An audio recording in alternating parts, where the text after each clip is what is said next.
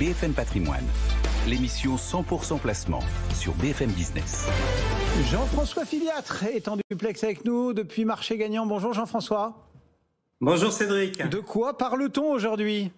Un sujet goulayant. Il y a de cela quelques temps, un auditeur nous avait posé la question: est-ce que les performances des SCPI, c'est-à-dire les sociétés civiles de placement immobilier, sont comparables? J'avais répondu absolument pas, mais peut-être que les choses sont en train de changer. Pourquoi, vous avez du neuf ?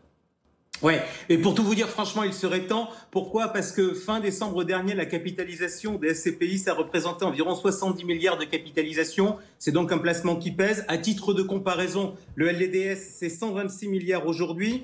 Sauf que le LDDS, même partout, dans tous les mêmes établissements, donc comparer, ça n'a strictement aucun intérêt, alors qu'il n'en est pas de même sur les SCPI. Et du coup, on va avoir des instruments, on va dire, enfin adaptés sur les performances pour faire des comparaisons ? Alors, les perfs, j'ai tendance à vous dire cool, Cédric. Déjà, pour faire des comparaisons, il faut avoir des éléments comparables. Alors, imaginons que vous vous intéressez au football et vous vous dites que le meilleur buteur du championnat, c'est un attaquant. Franchement, vous êtes un génie et en réalité, je blague. Pourquoi ? Parce que c'est une évidence. D'ailleurs, on a une expression qui est catastrophique dans notre langue française parce qu'on dit souvent mélanger des choux et des carottes. Sauf qu'un chou et une carotte, ce sont deux légumes, donc c'est la même chose. Donc, c'est pour ça, par exemple, sur le principe, je trouve que quand on s'amuse à comparer la performance d'une boîte tech à une boîte de distribution, c'est un peu un non-sens parce qu'en fait, on ne sait pas si c'est la boîte qui est la meilleure ou si c'est le secteur. Bon, c'est pour ça que vous faites raisonner en secteur, en secteur dans le portefeuille Marché Gagnant BFM Patrimoine. Exactement, c'est pour ça qu'on raisonne en secteur. Ça permet de faire des comparaisons qui sont pertinentes. Et c'est le cas aussi sur les SCPI ? Pareil. Si vous vous dites, en fait, c'est quoi les meilleurs SCPI et que vous jugez sur l'ensemble des SCPI, qu'est-ce qui va se passer ? Vous allez regarder les 2, 3, 4 meilleurs, vous allez investir dessus et elles auront toutes en fait le même profil. Et si un beau jour, il y a une crise et que ces SCPI se mettent à souffrir, vous me direz, j'étais diversifié et moi je vous répondrai que nenni. Bon, il faut dire qu'il y a des classifications pour tout le monde, pour les actions, pour les SICAV, etc. Il n'y en a pas pour les SCPI ? Alors, il y en avait, mais en fait, elles étaient un peu vieilles. Et en fait, il faut savoir que le secteur des SCPI, il a beaucoup bougé ces dernières années. Avant, on était focalisé sur le bureau et sur la France. Ça s'est ouvert sur le commerce, la santé, la logistique, l'hôtellerie, ici ou ailleurs. Bref, il y avait clairement la nécessité de mettre les choses dans des cases un peu plus précises. Alors, il y a une association professionnelle qui s'appelle l'ASPIM. Est-ce qu'elle a pris le sujet à bras-le-corps ? Oui, elle devrait effectivement nous proposer une nouvelle classification. L'idée, c'est de dire que quand on a plus de 50% de ces investissements sur une classe d'actifs, c'est considéré comme la dominante. Donc, on va donc voir des dominantes bureaux, santé, hôtellerie ou logistique. Et en fait, vous appartiendrez à la catégorie diversifiée dès lors que vous êtes présent sur 3 classes d'actifs en n'en ayant aucune qui est à plus de 50%. Et ces boîtes vous plaisent ? Bon, que l'ASPIM ait bossé le sujet, ça me plaît. Ça prouve qu'elle avait conscience du problème. Personnellement, je ne vous cache pas, je préfère les larges adhésions aux petites majorités. J'aurais été plus confort avec un seuil de 75% qu'avec un seuil de 50%. Ça aurait en pratique fait un peu moins de bureaux et un peu plus de diversifié. Bon, donc on va avoir des SCPI mises en boîte. Mais la question d'origine, je suis désolé d'y revenir, c'est est-ce qu'on peut comparer les performances hier, je mets des guillemets, vous disiez non, et demain ?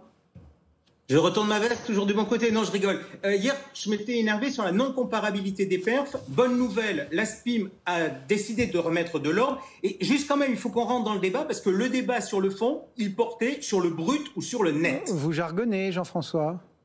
Ouais, mais le débat du brut et du net, c'est le sujet majeur des épargnants et de Choupinette. Alors, on peut le prendre sur plusieurs sujets. Par exemple, en gestion collective, on fait le match entre la gestion active et la gestion passive. C'est en fait un débat du brut et du net. Si on veut regarder la qualité de la gestion, il faut regarder le brut. Si on veut regarder ce que gagne Choupinette, il faut regarder le net. Et qu'est-ce qu'on constate en regardant des études ? On constate que les gérants actifs, ils gèrent pas comme des buses, mais qu'avec eux, sur le net, Choupinette, elle a moins. Ça veut donc dire que la gestion active n'est pas mauvaise, elle est juste trop gourmande. Le brut et le net, c'est aussi un sujet en assurance vie, par exemple, sur votre garantie en capital. Pourquoi ? Parce que si vous avez une garantie en capital en net, ça veut dire que vous avez 100 garanties sur toute la durée de votre contrat, alors que si vous avez une garantie en brut, eh bien en fait, vous allez avoir votre garantie au capital qui va baisser d'année en année des frais de gestion. Et dans le monde des SCPI, comment on voit les choses ? Parce que c'est quand même le sujet.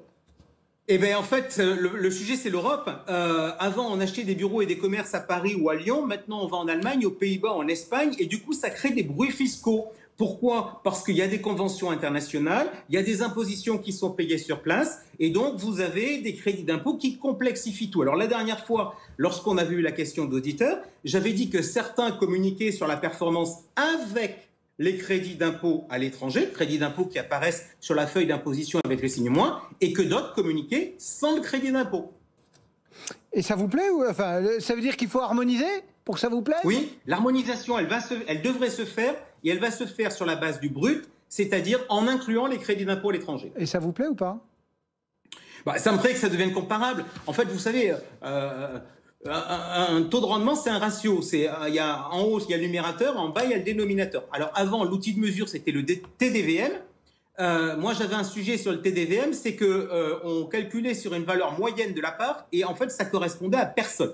Maintenant, on va passer sur une valeur au 1er janvier. Personnellement, j'aurais préféré que ce soit le 31 décembre, mais c'est du détail. Là maintenant, où on a un sujet sur le dénominateur progrès, sur le numérateur, en revanche, je ne vous cache pas, j'étais plus favorable au NIP. Au quoi? Au NIP? C'est quoi cet acronyme?